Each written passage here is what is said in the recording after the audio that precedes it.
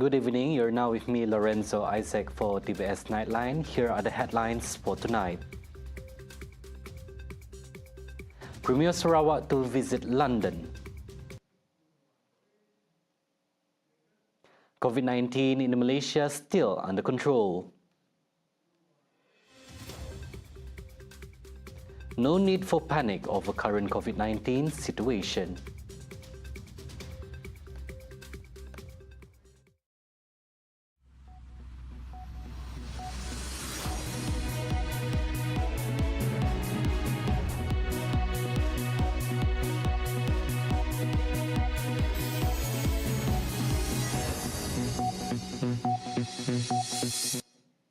Premier Sarawak Dato' Patinggi Dan Sri Abang Johari Tun Openg, along with his delegation, has departed for London. They were scheduled to arrive at 5:20 p.m. local time today after attending the United Nations Climate Change Conference, COP28, in Dubai from December 4th to 6th. The delegation will engage in further discussions on business investments and networking programs. The focus will be on Sarawak's commitment to fostering international partnerships and attracting investments for sustainable development. His active participation in these events highlight the state's proactive stance on climate change, economic collaboration, and sustainable development. The move positions Sarawak as a key player on the global stage. The outcomes of this engagement are expected to have far-reaching implications for the state economic growth and environmental initiatives. The current COVID-19 situation in Malaysia is still under control and is not burdening the existing health facilities. Health Minister Dr. Zaliha Mustafa noted that the recent increase in the number of cases mirrors those which is also reported in other countries that typically occur at the end of each year. Similarly, she assured that there is no new variant detected in Malaysia despite the uptick trend. Dr. Zaliha said the variant that is still contagious in Malaysia is the Omicron variant, with a subvariant that is known to have a high infectivity rate but does not cause severe cases. She said most COVID-19 cases in Malaysia experience mild symptoms and do not require hospitalization. Nonetheless, she said the Ministry of Health is always ready to face any possibility that may happen. Hence, she advised the public to practice self-care measures, including maintaining a high level of personal hygiene and wearing a face mask for those with symptoms. Additionally, the public is urged not to spread false news to avoid confusion and cause public anxiety. On Sunday, Health Director General Dr. Muhammad Radzi Abu Hassan said that 3,626 cases of COVID-19 were reported in the 47th epidemiological week from November 19th to 25.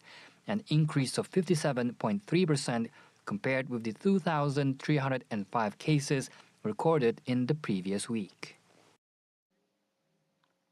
Following the recent spike of COVID-19 cases in the country, Tourism, Creative Industry and Performing Arts Minister Sarawak, Dato' Sri Abdul Karim Rahman Hamzah, said there is no need for alarm over the recent numbers as he is confident in the Ministries of Health MOH ability to tackle the case.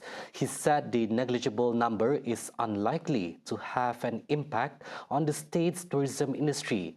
Nonetheless, he said the ministry will act accordingly to the directive issued by the ministry in regard to the organisation of any tourism events in Sarawak.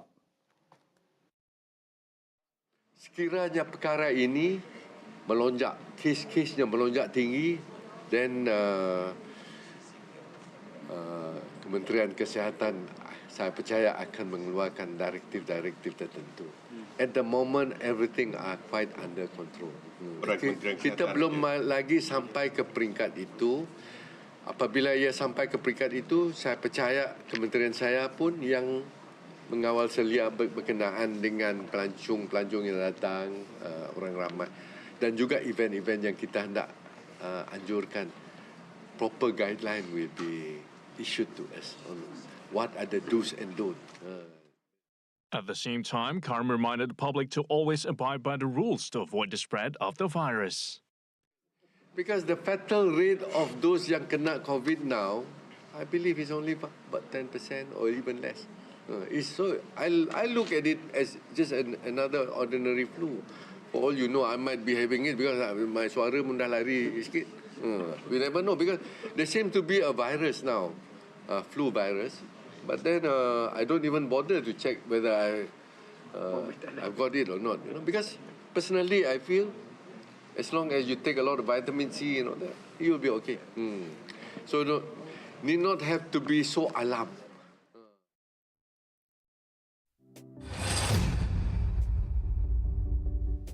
Sarawak Unit for Other Religions, UNIFOR, on Thursday has formed its advisory council, which is headed by Deputy Premier and Minister in charge of UNIFOR, Dato' Amar Douglas Ugahambas, comprising members including religious and spiritual leaders of 16 non-Islamic faiths across Sarawak. Ugah said the council was set up to resolve any issues regarding religious matters that may arise from time to time. In his address, Ugah said the idea to set up the council had been delayed due to the COVID-19 pandemic and UNIFOR leadership change. When faced with such issues, Ugah said it could now be discussed in a forum to reach an amicable solution. He remarked that if religious issues were debated in public, the matter could become very divisive and difficult to handle. Ugah highlighted that Sarawak is still the most peaceful and united state in Malaysia, and that existing religious and racial harmony in the state must be preserved. Additionally, he said members of the council would help UNIFOR to check on the implementation status of approved projects on the ground. UNIFOR Director Datu Jack Aman said the council's tasks are to promote mutual respect and acceptance among all religions and to provide wise counsel on issues that arise. Meanwhile, on the 80 million ringgit UNIFOR complex now under construction, Ugah said it is now 70% completed. Upon completion by next year, every religion registered with UNIFOR could use it to organize activities and programs to further strengthen racial and religious unity and harmony. The number of tourist arrivals in Sarawak is seeing an uptick this year, boosted by the number of medical tourists from Brunei and Indonesia. Tourism, Creative Industry and Performing Arts Minister of the State, Dato' Sri Abdul Karim Rahman Hamzah, said this year alone, more than 28,000 health visitors were recorded with an estimated revenue of 54 million ringgit. That helps a lot. Because medical tourism is different from the normal tourism, whereby orang datang 2 hari, 3 hari, after that they balik. They spend a little. Medical tourism, you seek treatment, the doctor will say come back in 1 week's time. You won't go back to your country. You will have to stay. Tunggu 1 minggu. Tunggu 1 minggu. You have to stay somewhere. You know, you have to eat. And normally medical tourism, they don't come alone. Kalau ayah sakit, ibu sakit, anak-anak ikut. 3, 4 orang, 5 orang. That helps a lot. Following Sarawak's encouraging number of visitors this year, Karim expects Sarawak to welcome over 4 million visitor arrivals next year, with an estimated 9.76 billion ringgit in revenue. In other developments, Karim is optimistic that a 4 million tourist arrivals target set for next year is achievable, following the acquisition of Mass Wing Airlines by the Sarawak government. Kalau mereka yang menjaga airline, whatever kind of airline, whether it's Mass Wing atau Mass ataupun yang lain-lain, Scoot, sekiranya ada route yang baru, destinasi yang baru yang boleh, yang mengaitkan Sarawak, yang hujungnya ataupun permulaannya datang daripada Sarawak, kita mengalur-alurkan. Sebab itu kita banyak bergantung dengan airline ni. Kalau banyak destinasi, kalau banyak airline yang datang ke sini ataupun ditambah dia punya flights, I strongly believe the number of visitors and foreign and tourists coming in will shoot up next year.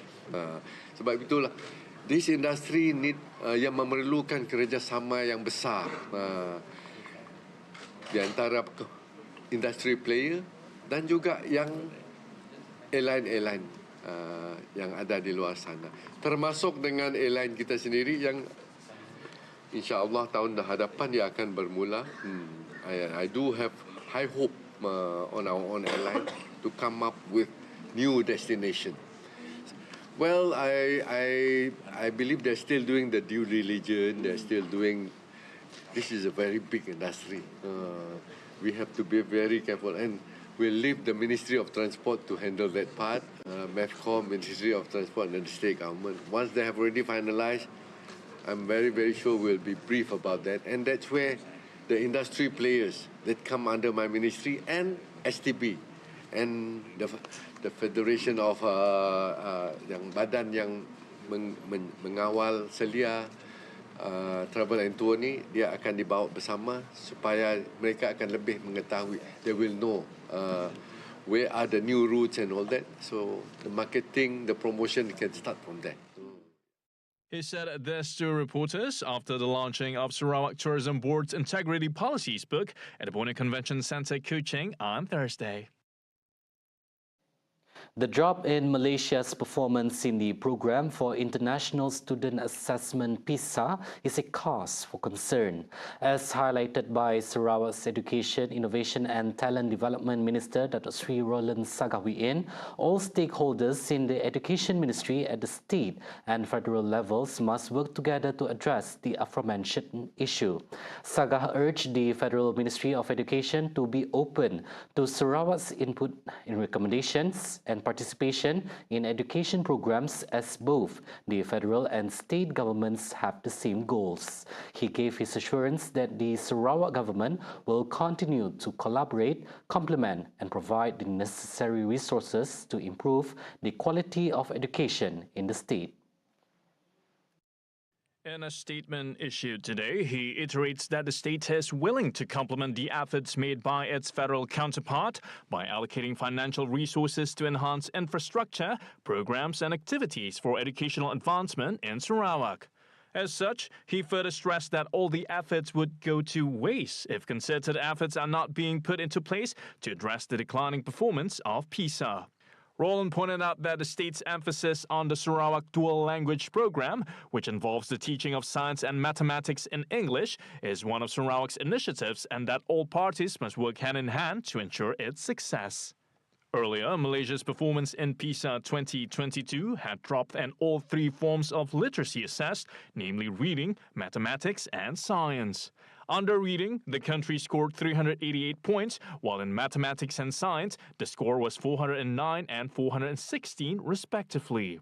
In 2018, students scored 415 points for reading, 440 points for mathematics, and 438 points for science. PISA is an international study by the Organization for Economic Cooperation and Development, held once every 3 years to evaluate systems worldwide by testing the skills and knowledge of 15-year-old students in participating countries. Since 2000, more than 70 countries have participated in PISA. Taking a short break. Coming up next, Malaysia expected to save up to 7 million ringgit by 2030 by using biomass pellets as a national energy source. And in world news, despite declaring safety, South Gaza is under bombardment by Israel. Only on TVS Nightline, stay tuned.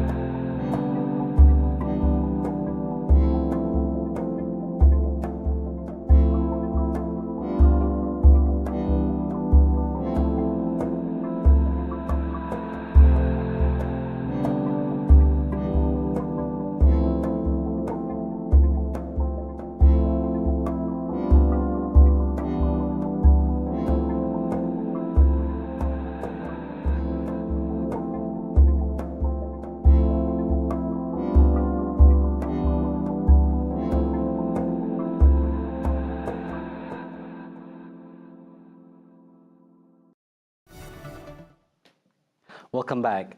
Malaysia is expected to save up to 7 billion ringgit by 2030 by using biomass pellets as a national energy source. Deputy Prime Minister Datuk Seri Fadilah Yusof said as biomass pellets are produced from recycled organic waste, it can reduce the nation's dependence on imported coal.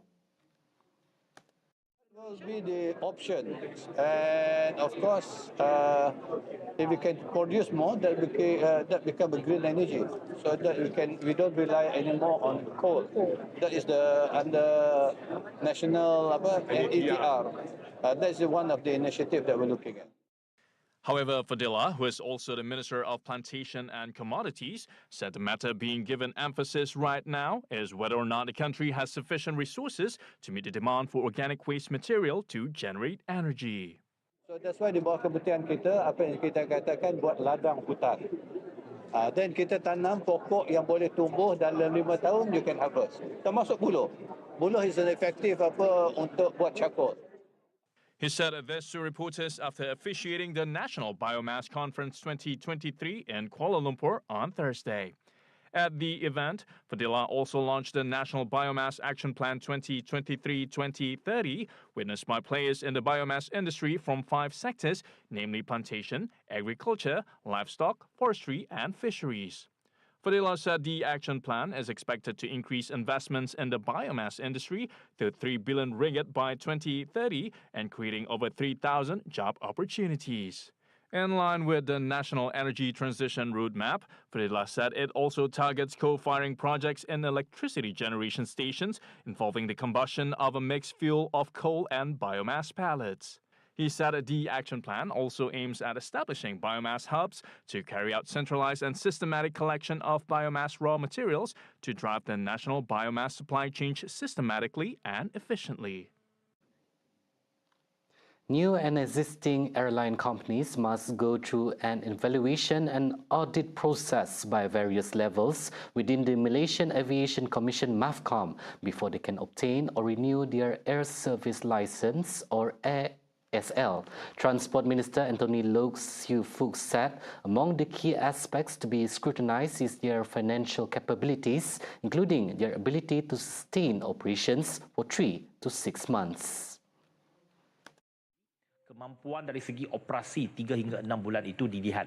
Kalau cash flow mereka tidak cukup kuat, kemungkinan lesen itu tidak dapat diperbarui ataupun hanya satu tempoh yang pendek saja akan diberikan. Look further said that this would provide protection to passengers who purchase air tickets and ensure that what happened to my airline before will not recur. Earlier, Loke said that MAVCOM will not require new or existing airlines that have obtained the ASL to place a deposit with them. Kerana syarat ini tidak diamalkan dalam industri penerbangan atau oleh pihak berkuasa penerbangan mana-mana negara lain. He was responding to a supplementary question on the aspects being looked into to ensure that airline companies meet the licensing requirements before and after commencing operations.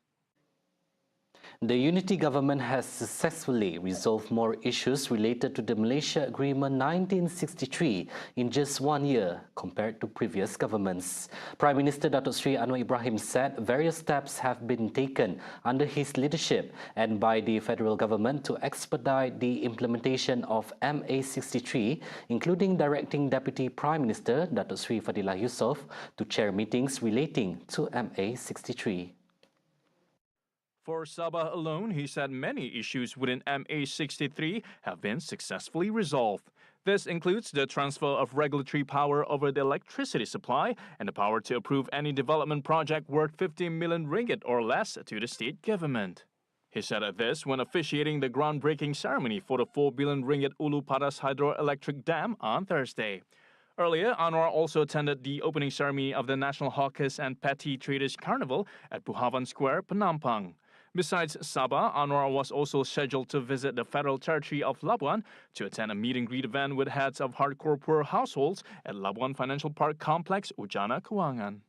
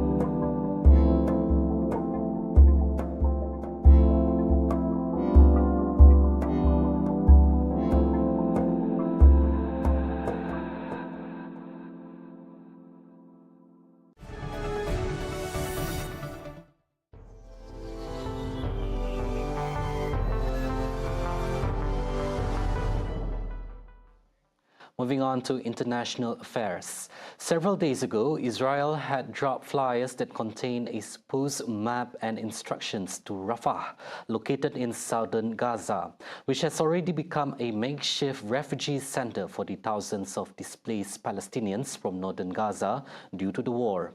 Late last night, the supposed safe zone was flipped into a mass murder site as Israel bombed Rafah, killing 17 and injuring dozens, according to the Palestinian Health Ministry. The United Nations has also declared that the Rafah area on Gaza's border with Egypt is no longer a safe zone. Others who fled their hometown to escape bombardment have also arrived, following evacuation orders by the Israeli military that covered areas in and around the southern Gaza city of Khan Yunis. مسار الضرب في حمد اضطررنا نيجي على المستشفى القطري هذا اللي في تل السلطان وهنا قاعدين وفوق النص مليون نفر في هذا كل اللي في قانون الشرقيه والغربيه كله نقل عليها عرفه كله ما ضلش حدا في المنطقه من كثر القصف والابراج وهذا في امراج حمد واضطرينا نيجي هنا بلا مأوى بلا شيء الشتاء علينا الليله في الشارع نايمين فيش قرش فيش اكل فيش خبز فيش طحين صار في قصف ودمار ويرموا مناشير ويهددوا ويتصلوا على الجوالات اخلي يطلع من خان يونس. يا عالم وين نروح؟ وين بدكم تودونا انتوا؟ احنا لوين بدنا نصل؟ مشان الانبياء مشان الله. فالان احنا طلعنا من خان يونس وهينا موجودين في رفح قاعدين في الخيام ما فيش سقوف ما فيش حيطان. Other refugees said that there is no safe place left in Gaza as Israel looks set to impose another Nakba. However, they remain steadfast and will not leave Gaza. Besides the airstrike in Rafah, Israeli officials said that it has struck about 250 targets in Gaza over the past 24 hours. One of the targeted areas is the Jabalia refugee camp in northern Gaza, where an international network journalist said he had lost 22 members of his family following the airstrikes. Israel also stated that its troops had found a supposed major arms depot in the heart of a civilian-populated area located near a clinic and school in the north of Gaza. According to UN figures, more than 1.9 million people have been displaced, and the latest death toll has risen to over 16,000 deaths. Human rights groups Amnesty International and Human Rights Watch said that the Israeli strike that killed one journalist and injured 6 others in Lebanon merits a war crime investigation. Issam Abdallah was killed instantly in the strike on October 13 in the south of the country near the Israeli border. 2 other Reuters journalists, 2 from Al Jazeera and 2 from AFP, were all injured. AFP photographer Christina Asi was seriously wounded, later had a leg amputated, and is still in hospital. Independent investigations by both rights groups concluded that the first strike that killed Abdallah and severely wounded Asi was most likely a tank round fired from Israel. Amnesty said the strikes were likely a direct attack on civilians that must be investigated as a war crime. Our in-depth investigation into the Israeli strikes on the journalists on October 13 that led to the killing of Issam Abdallah and the severe injury of 6 other journalists was likely a direct attack against civilians and should be investigated as a war crime. The group's investigation indicated that the journalists were well removed from ongoing hostilities, clearly identifiable as members of the media, and had been stationary for at least 75 minutes before they were hit. Amnesty said images it verified showed the 7 journalists were wearing body armor labeled press, and that the blue Reuters crew car was marked TV with yellow tape on its hood. So all of this evidence points to the analysis that the Israeli military either knew or should have known that the 7 individuals there were journalists, and yet they still targeted them not once but twice. And therefore, Amnesty is saying that this is likely a direct attack on civilians and must be investigated as a war crime. Human Rights Watch said the evidence strongly suggests that Israeli forces knew or should have known that the group that they were attacking were journalists. According to the Committee to Protect Journalists, since October 7th, 63 journalists and media workers, 56 Palestinian, 4 Israeli and 3 Lebanese, have been killed. Russia will hold a presidential election on March 17, 2024, at which President Vladimir Putin is likely to run for another term that could keep him in power until at least 2030. The election will be held on March 17, 2024, and the winner will be inaugurated in May. The upper house of the Russian parliament voted for the date on Thursday, essentially the start of the election campaign. Voting will also take place in what Russia calls its new territories, parts of Ukraine now controlled by Russian forces. Ukraine says it will not rest until it has ejected every last soldier from the annexed territories. Russia says the regions are now part of Russia. Putin, meanwhile, has yet to say whether or not he will run, though reports said last month that he had decided to. He would be assured of victory given backing from the state and its media. See the world closer with TVS as we bring you the latest news updates both locally and internationally. Up-to-the-minute headlines are now available across all our social media platforms. And that's all the updates for TVS Nightline. I'm Lorenzo Isaac. Thank you for watching and have a good night.